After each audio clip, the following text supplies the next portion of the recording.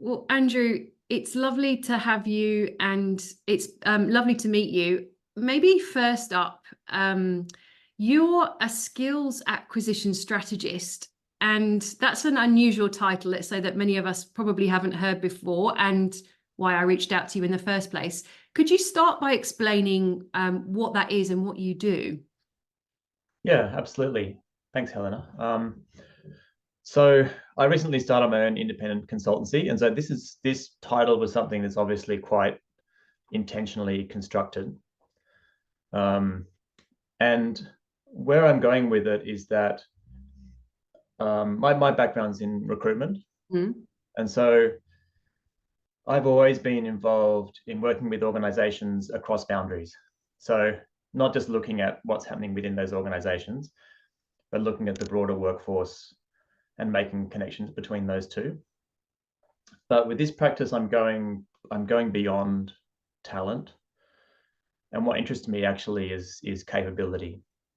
So what I've been doing is going into organizations, looking at the capability they have or that they want, understanding what skills support that capability in their organization.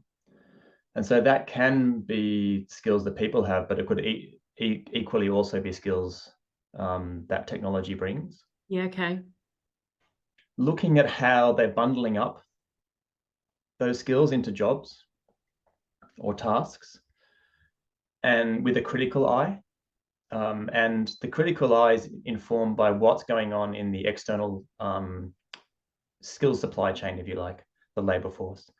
And so are they assembling their skills into jobs in such a way that aligns with the availability of people in the workforce? Got it. And so you've done some really interesting work, haven't you, recently with a company called OzHelp, and you did exactly this. Can you tell us more about what you did there, and I guess what was the problem that they were looking to solve that that brought you there? Yeah, so this is an organization which is a charitable foundation, and they have this like really great mission. I absolutely love what these guys do. So what they're trying to do is they're trying to prevent suicide in high risk industries. So they're looking particularly, their sort of dual focus at the moment is the construction industry, which is where they're from, and then the trucking industry as well.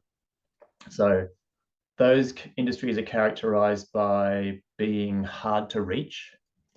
And so the people in those industries often won't avail themselves of well-being services. Right. But they're also hard for well-being organizations to reach. So they're hard to reach, but they're also high risk. And so those industries have some inherent qualities where you really can't, or it's difficult to eliminate the psychosocial risks involved in that work. And so you've got these people, mostly young men, sometimes older men, but mostly men, who are in these high risk environments often with very little support around them. So OzHelp exists to try and connect those people to wellbeing services with the end goal of preventing suicide in those industries. So what they were having quite a bit of trouble with both attracting and retaining staff. Right. So that was, that's in part because, they're a not-for-profit organization. They're not paying really high salaries, so they can't just solve their problems by throwing money at them. Can't buy, okay, or buying's hard. Yeah. Buying's hard. But also they're doing something that's quite unique, which was hard. It's actually hard for them to see from their perspective. And I think this is one really interesting feature of organizations and skills is often the thing that organizations are best at, the most critical skills are largely invisible to them. Is that because they're already good at them, do you think? Yeah. Okay. Yeah, generally it's because they're good at them, or it's just what they always do.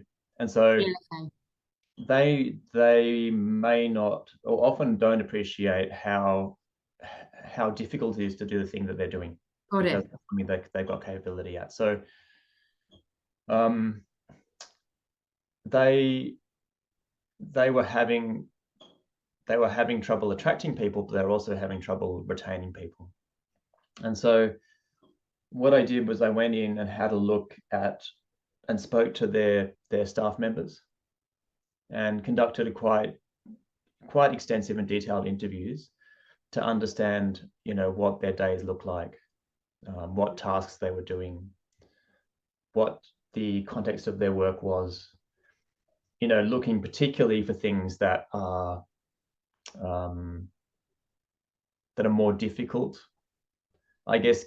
And when I say difficult here, I mean there are fewer people in the workforce who can do them. Got it. And then looking at how they were bundling those tasks up into different jobs. Yeah. And then I went through a process for them where I then did a desktop analysis where I looked at the availability of those critical skills in the workforce, how those skills were bundled up, typically within other occupations, to see whether the type of people they were looking for actually existed in the world. And are you allowed to share if they do? They do, but it's a pretty unusual skills mix. Okay. And this goes to also sort of definitions of skills. Like some of the skills that they require of people are things that, probably not going to appear in a lot of work skill taxonomies. I'm a big fan of the American Department of Labor's ONET, their occupational taxonomy. And they have a really awesome range of dimensions that they classify occupations with. And so one of the skills that they require of people in their organization is to actually go and be on site with the workers. And that's a skill. Yeah, because they actually require people to be outdoors a large portion of their working week. Okay. And being outdoors in ONET, they call it a work context. Right. Okay. Makes sense.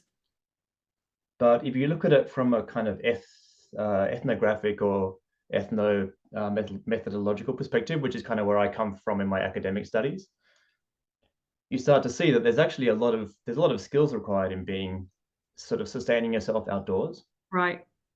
And it's not just knowing, what clothes to wear, how to do layering, when to take your jacket off, when to put your jacket on. Not to trip up a big hole in the floor. Yeah. Or, bring a hot thermos with you on a cold morning. Yeah. But also your body physiologically adjusts when you have to be outdoors a lot. Like your body, your physical response to temperature change becomes more skilled. It's a sort of corporeal skill that allows your body to respond quickly to warm itself up and cool itself down with big changes of temperature. And so what you find is that if you look through occupations that require people to be outdoors, there are very, very few of those occupations that also require advanced affective skills. So being able to regulate emotions in the self and in others. So there's almost none. Stack, isn't it? It's the stack that makes that complicated. Exactly. Got it. So they're requiring people who have the skill, I'm going to call it a skill of working outdoors a lot, plus people who are able to navigate quite complicated conversations, really quite complicated conversations. Yeah. Yeah. And then they also lay out a whole bunch of other stuff on top of that as well. And so for the people in that organization, that's just their everyday. That just seems normal to them. Business as usual. The people that the tradies that they work with as customers, that's normal for them to be outside all the time. Has to be normal for us. So I was able to, with a bit of quantitative research and looking at the availability, I used a bit of ABS data, etc. I was able to demonstrate to them that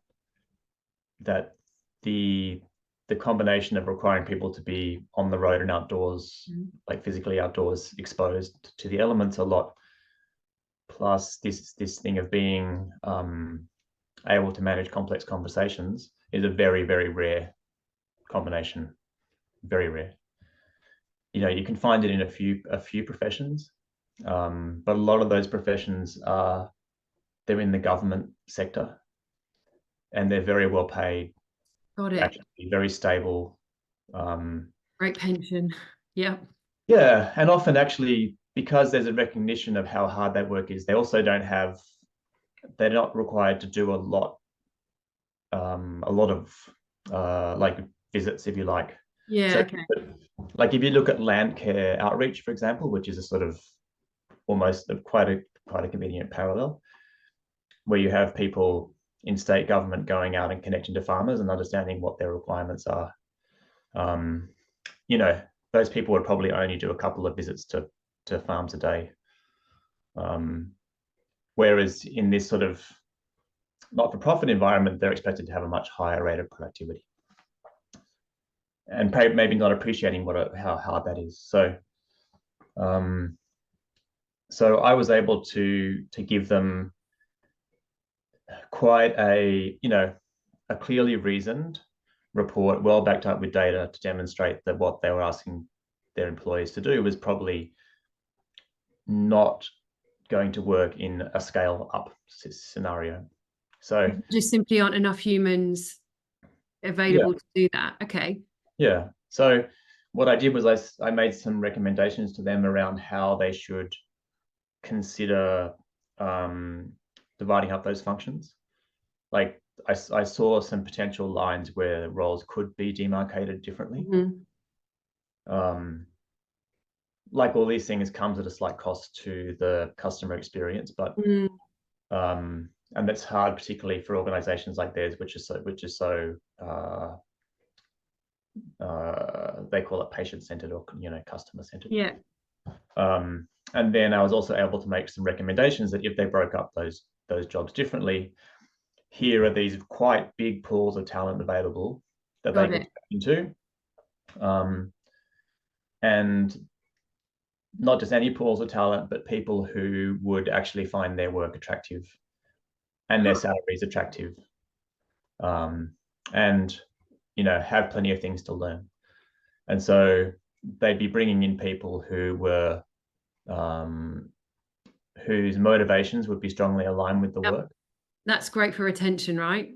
Yeah, and also people who would have things to learn and would see this role as a step up from their current jobs.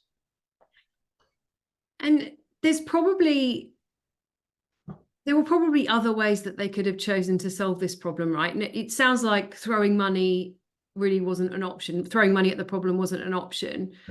Why do you think they chose to go to this skills-based approach over other alternatives that they might have had? Or had they tried them and had no success? Yeah, I mean, I think it's a problem they've been trying to solve for quite a few years. Okay.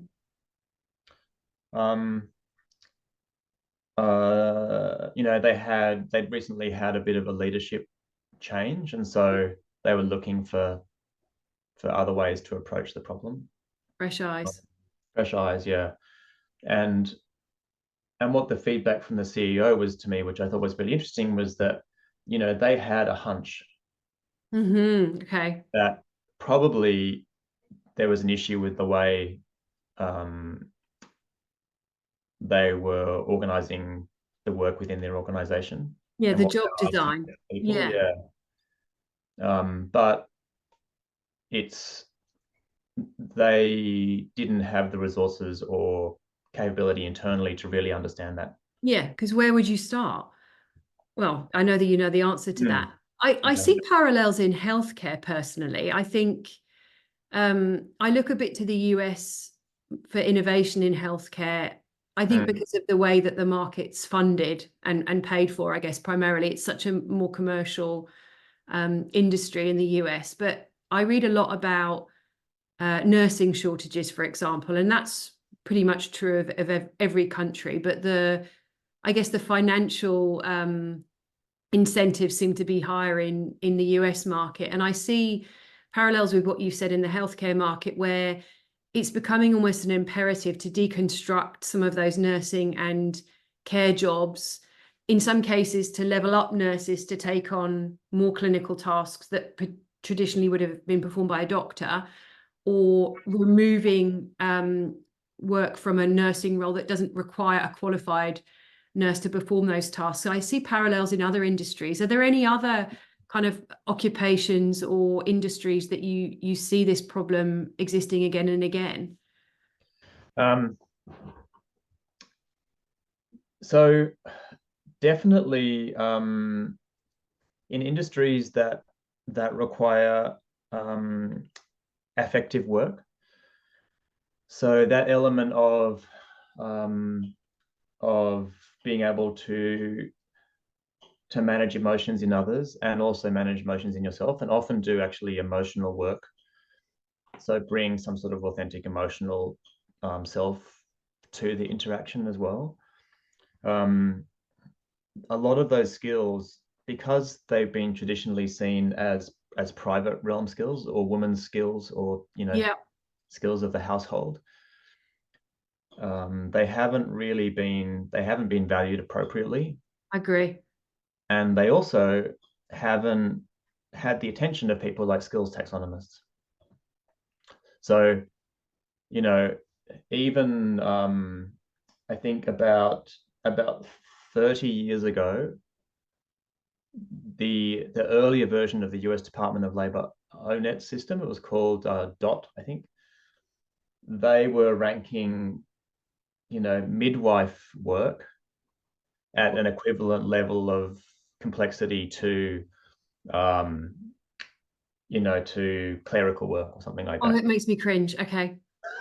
And so they're just these skills systems, these systems of understanding what work is, what work complexity looks like. We're only really starting to understand work which was in that traditional female realm quite recently, and the complexity that lies within it.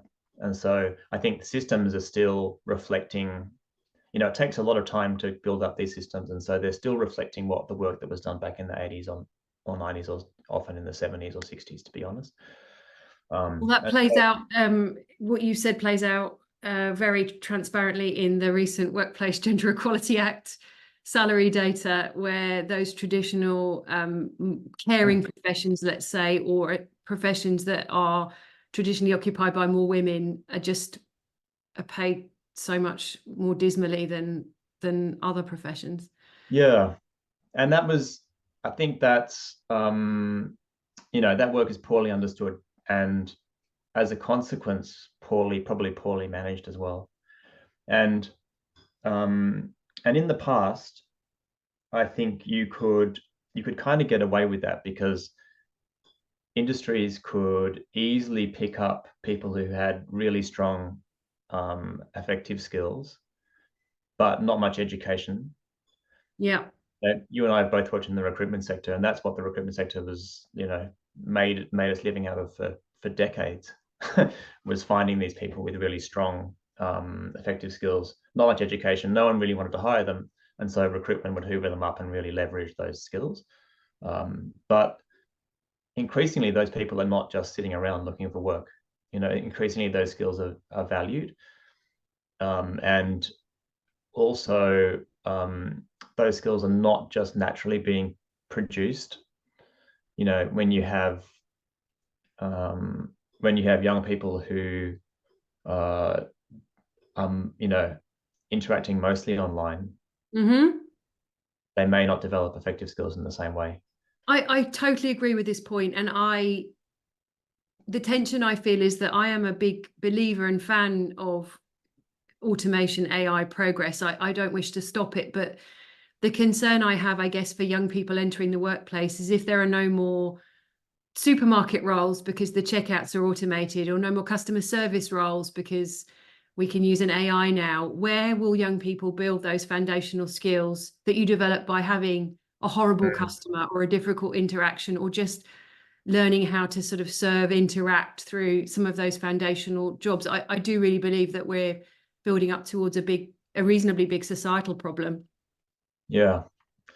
And so we can only start to address those problems if we start to actually understand those skills a bit better, not take them for granted as just, you know, skills from the personal realm.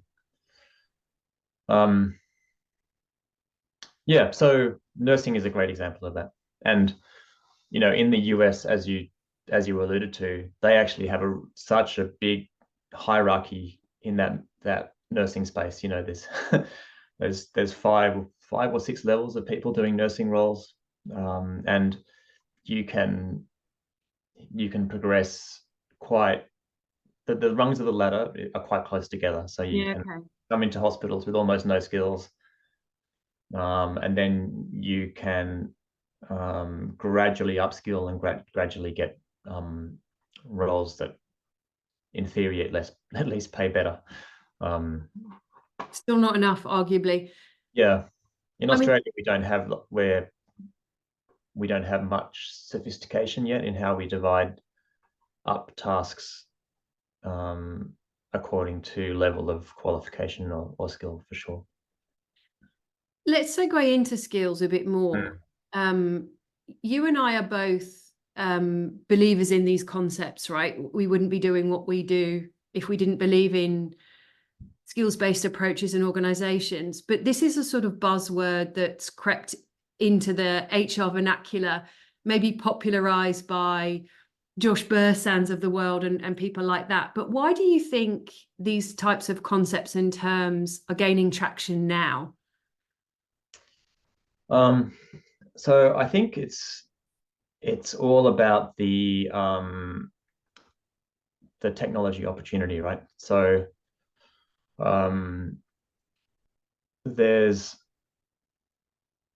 we now have some very, very big pools of textual data in the form of, you know, LinkedIn and other systems of sort of big data systems, where there is the opportunity to use what is basically keyword inference at a really big scale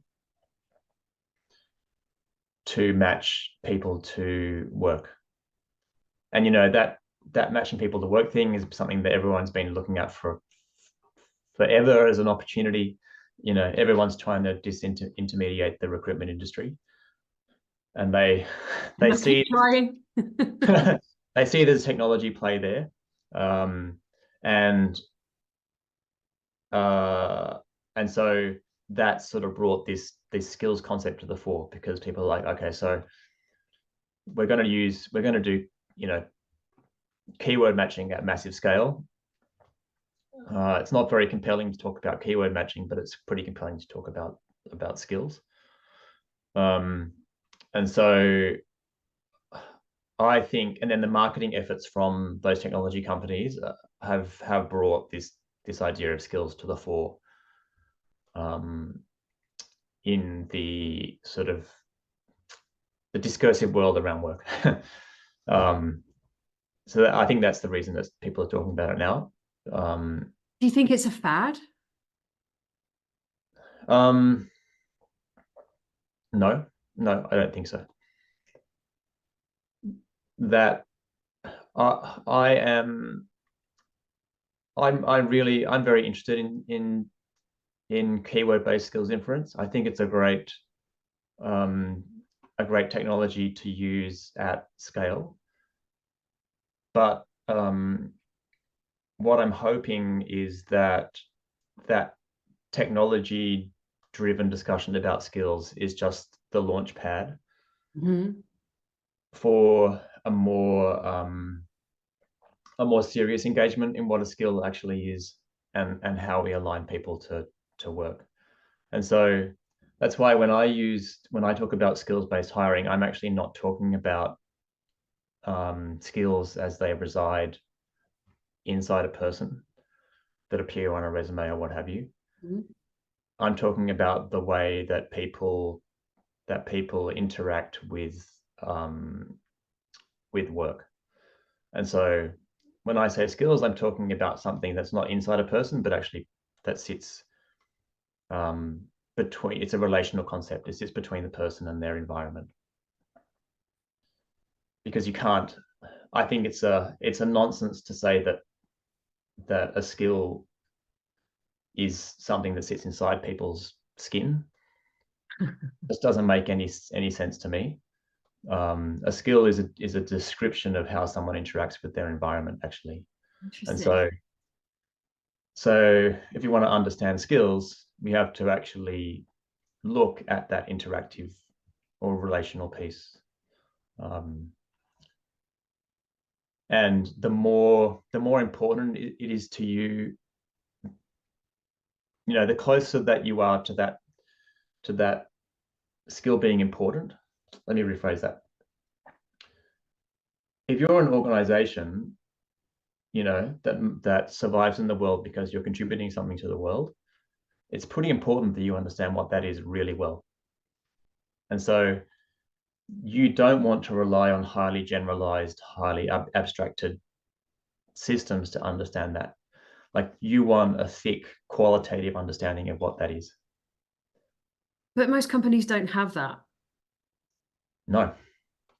And that, for some companies that actually may be just fine. But I think for other companies, big companies disappear all the time. And so Yeah. if you want to, and we're in a period of really significant disruption. So if you're just relying on doing the same thing that you were doing yesterday without really understanding what that thing is, then that may become a problem for you. Well, I would say now more than ever, that sort of existential crisis, I guess, has been shoved in our face by AI and tools like ChatGPT, amongst others. But there's some pretty compelling research out there already to suggest that by 2030, I think it's something, is it as much as about 60% of the skills required to perform jobs will have radically shifted. That's World Economic Forum data, I believe, where maybe most of us can't cope with a concept. 2030, I know it's not that far away, but it still seems like a million years off for most of us. Where are you seeing disruption in skills or jobs, maybe more immediately, here and now? Where are you seeing disruption?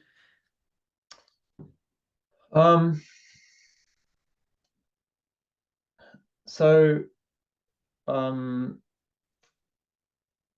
I think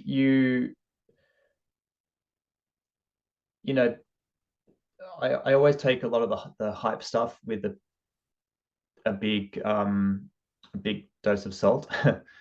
Because I've worked in industries in the past where everybody's saying that massive disruption's on the way. Well, we should be flying around in space, flying cars by now and working 2 hours a week. And disappointingly, that hasn't happened yet, right?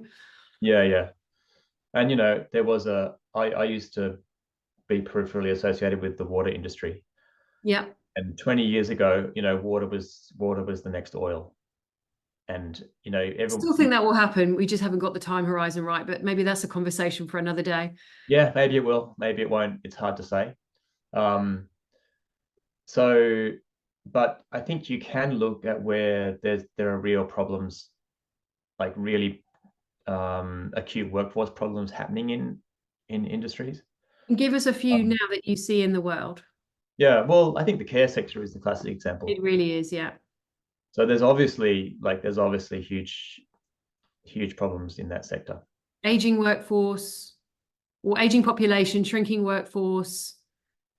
We talked about some of the sort of less attractive conditions that some of these professions work to, probably underpaid. Yeah, that one's happening now, right? Yeah.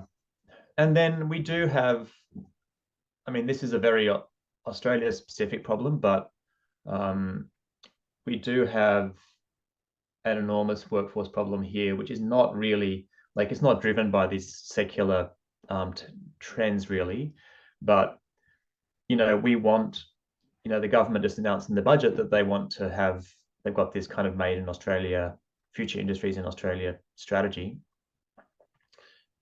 But I've previously done, last year I was doing a lot of research work in advanced manufacturing and systems engineering type spaces. Yeah.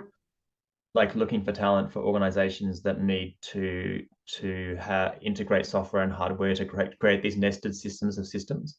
Yeah. Control systems, advanced materials, all kind of bundled together. And this is where a lot of the future value in industry is going to come from, right? So when I saw, the latest announcement from the government that they're going to back these certain, high-tech industries, my immediate thought was, I already know that there's nobody in this country who can do this work. We might be able to offer great tax incentives to companies, but why on earth would they come here if there isn't the labour market supply? Yeah, you need an ecosystem of organizations to support this work. Yeah. Otherwise, you just end up, if you're in the high tech space, you just end up cannibalizing your own supply chain. Yeah. So, I was looking at certain advanced materials jobs where, there are literally 5 people in the entire country who do this work in Australia. If you go to China or Europe or the US, there are thousands and thousands of these people, but we simply don't have that ecosystem, and that's already a problem for organizations that are operating in this space, and it's only going to get more significant if we're trying to move up the value chain from minerals extraction into, for example, to move beyond just digging up lithium, but into actually making batteries, for example, manufacturing solar cells, which the government was talking about recently. Yeah, we just don't have the workforce for that, and you can't build it overnight.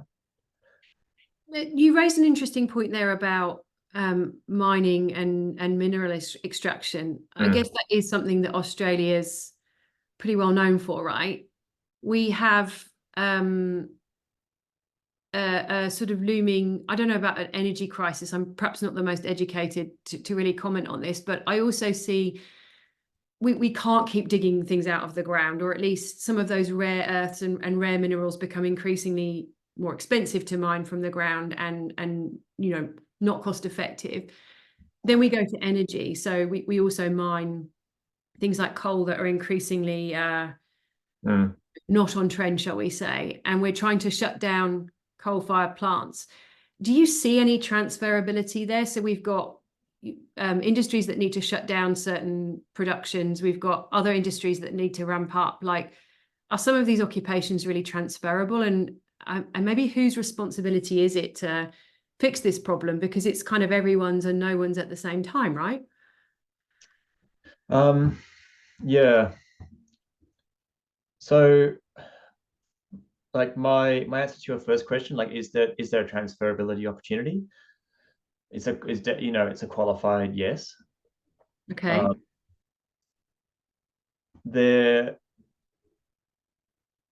What I've found working in this advanced manufacturing space is that there's less transferability than I expected. Really? From, it's a very, very industries with very low tolerances for error. Right. Okay. And does that translate to low appetite to upskill or reskill? Do they want these people to come kind of fully packaged and good to go? Well, organizations always want that and they'll always take that if they can get it. But there's a whole different mindset involved in advanced manufacturing, and a lot of the skills for this work are related to quality management at one level or another. It's all about quality, actually, QA. Like if you look to like coal-fired power stations, for example, yeah, actually not a lot of the people in those environments are quality focused. They're not supply chain focused. They're not thinking about supplier quality issues that in the same way that they are in more sophisticated industries. So there's not necessarily, the opportunities are not necessarily as obvious or easy as they appear.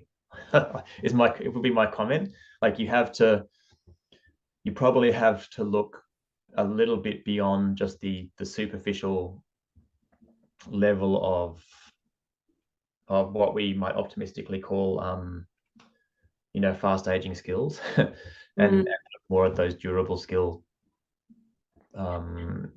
opportunities. Which is a bit, it's more work. Do you think that this sort of forces companies' hands to look for cases for automation? So are some of these high precision, high quality, repeatable tasks, I mean, are they great candidates for automation? Are we all going to just automate ourselves out of jobs? Yeah, I mean, I would certainly think that if you think that automation eliminating jobs is a blue collar phenomenon, then you're in for a nasty surprise, right? I think that's pretty obvious.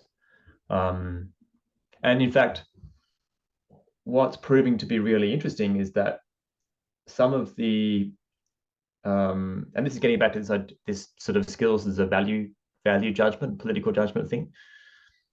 Some of the jobs that we thought were going to be the first to be automated, like drivers. One of my Australian government contacts was telling me that they were having really serious conversations in big offices inside Canberra buildings about what they were going to do with all these truck drivers that were going to be out of work in 2 years. Okay. Now the panic's off, right? Yeah, and now there's no sign really of the timeline for the automation of truck driving will be decades away. You think? Yeah, I mean, components of it is bits and pieces of it are being automated, right? But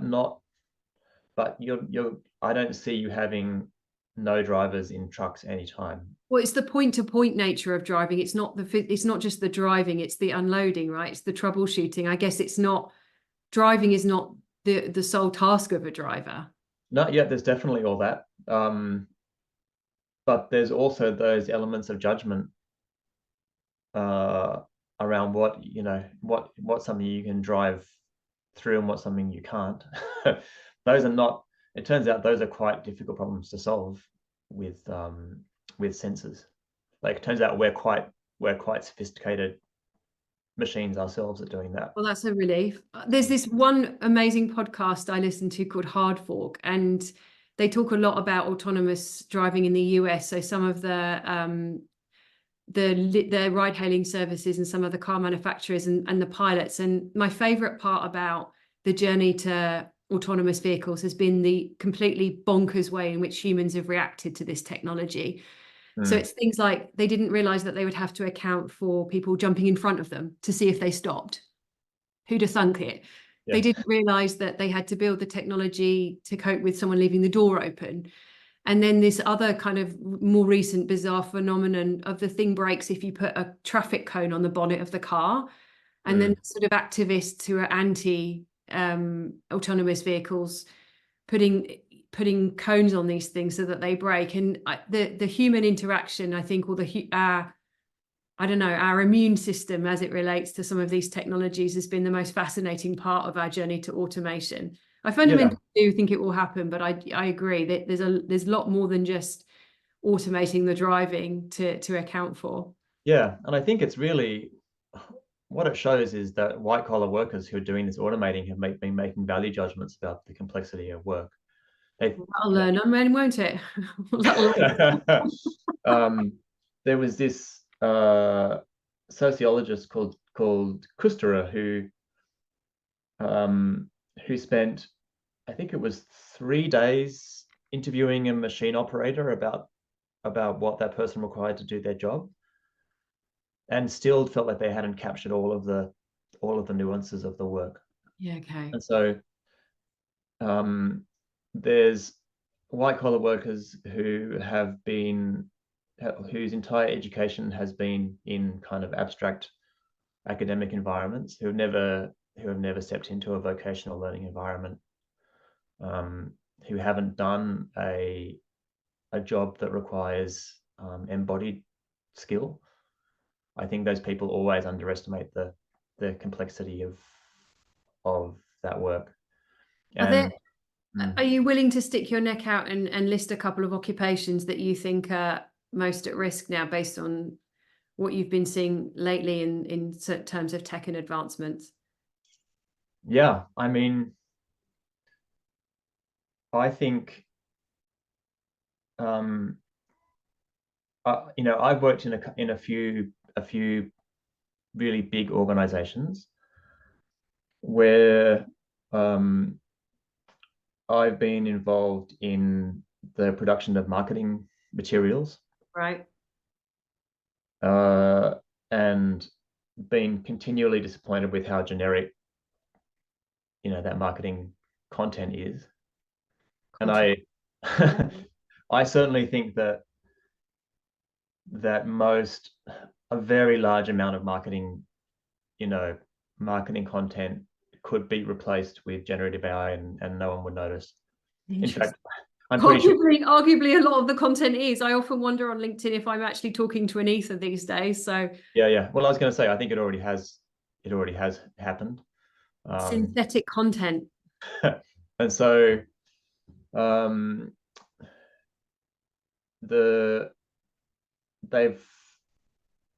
generative AI has successfully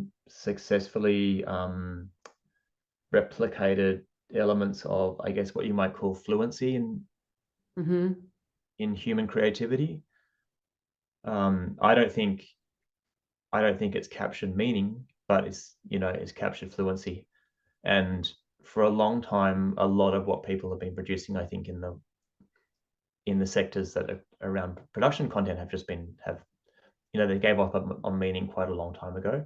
Interesting. And so if your work is the production of any kind of written or graphic content and doesn't include much original, truly original thought, or even if it does include original thought and your customer doesn't care, then you're in trouble, right? I don't think it takes a genius to see that. And this is another classic thing, definitely a lot of higher level, more abstract work in organizations' finance functions is under threat. But what kind of amuses me is that, and this is another classic example of jobs being more complicated than we thought, we still need payroll people. Because everyone thought the payroll was going to be the first thing to be automated in the finance function, but it turns out to be almost impossible to automate because it's just so complicated. Fiddly. yeah, and there are so many overlapping regulatory requirements that it's actually almost every payroll transaction has to be looked at almost individually.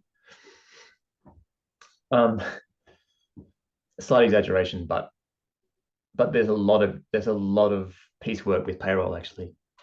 And so we might end up in a situation where the CFO has been automated, but the payroll Everyone else hasn't. Do Do you think we're going to end up with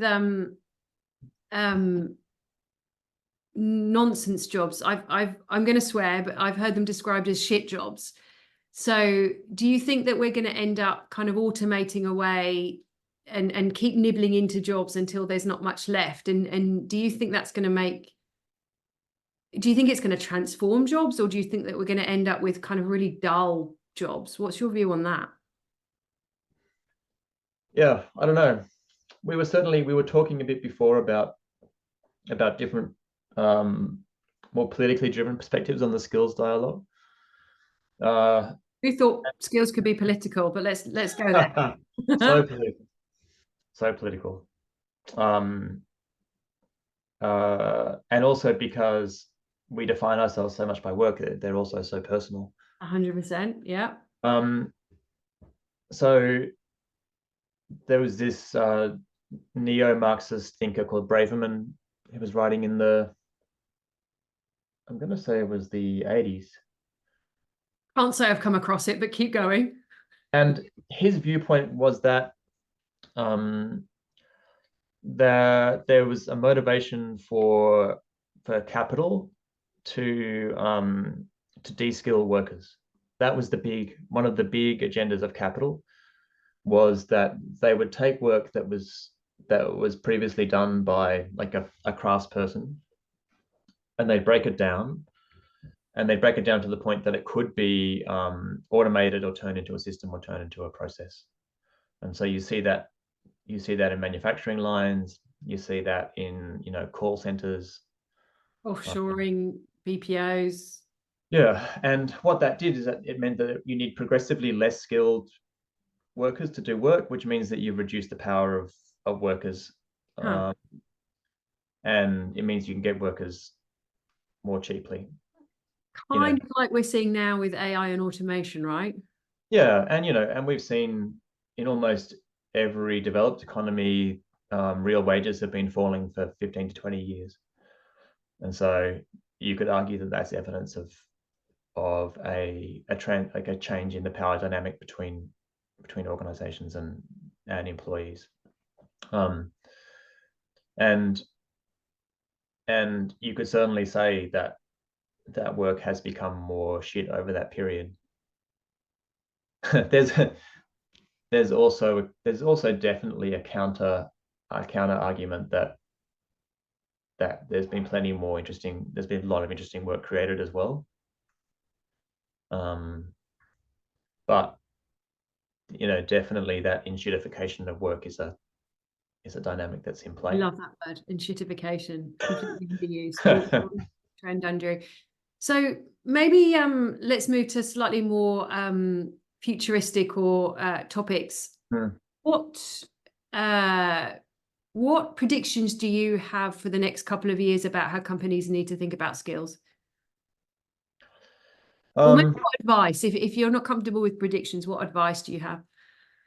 Yeah, look, I think one of the really major themes is that the increasing dominance of technology in our workplaces doesn't necessarily mean that it's technology skills that are going to be most important. Agreed, yeah. In fact, it could be quite the opposite. And it sort of goes back to a few of the conversations we were having earlier, that that there will in fact be can I call it a resurgence in the demand for people who are good at just being humans at work, and people who are who are able to engage in conversations which, you know, involve disagreement and conflict, all those complex interactions, may turn out to be the things that actually differentiate organizations. You know, you can see that the hyperscalers like Microsoft, Google, anything which can be done at scale, those guys are coming after. And they already have all of their software embedded in all of our organizations. Oh, make it sound quite sinister. Well, I mean, it's just the way things have always worked. Like, you know, we're all using their technologies in our organizations already. They have an incredibly detailed view of what work looks like in our organizations. And anything which can be addressed at scale, those guys are going after. And so it's probably futile to go up against the hyperscalers for anything that is doable at scale. Particularly if you're, you know, it's maybe fine if you're a small organization and your goal is to be bought up by those guys. But if you're a large organization, then your life might get difficult. And so you want to be, I think there probably has to be, you know, what people were talking about in the academic world 20 years ago is the effective turn. So I would say to management that, you know, it's probably that long term, if your idea of being an executive is sitting in an office pulling levers, you know, let's do an organizational restructure, or let's allocate resources here, then I'd be actually encouraging people to get out of the office and look at what's actually generating value for their organization, whether that's on the edge, or in the middle. Yeah. So there are probably things happening in your organization that you don't understand. And I think it's quite hard. It's actually really hard for executives to go and ask people in their organization what they do, because it's a bit orcs. Scary question to be on the receiving end of, 100%. You're kind of expected to know already, but why would you? Because you're permanently trapped in meetings with middle management and external stakeholders. You probably don't know what's happening on the front line of your organization that well. So this could be words for the HR population listening. Then this message could extend to that population, eh? Yeah, look, I think HR is in a really difficult place, because there's this great description of a particular type of effective work that I read in a paper recently, which is metabolizing affective byproducts. Oh, okay. You're going to need to explain that to me. So when, you know, often management makes decisions without really considering what the effect is going to be in terms of emotions within organizations. Yep. It causes a lot of distress, and then HR somehow has to like hoover up that distress and somehow, you know, metabolize it. Yeah. And then, you know, chuck it on the junk pile somehow in a different form. But that requires them, like, they have to do that emotional work of containing and processing people's distress. And undervalued skill then, based on our earlier conversation. That's a really undervalued skill potentially. Very undervalued, very demanding, very hard to get, you know, very likely to generate burnout. And what's the expression I saw recently? Moral harm. And so, you know, HR expected to do that plus they're also expected to get people paid on time, which we've already identified as and correctly, which is also another undervalued skill. And also while keeping their workforce engaged, safe, happy. Yeah, and we haven't even touched on keeping track of all the regulatory changes that are happening, where government's trying to respond to some of these destructive practices by business with regulation. Whilst tech is trying to inshitify all of our jobs. Yeah. And so I think for HR then to try and get like genuinely engaged with what's generating value in the organization at the edge on the front line,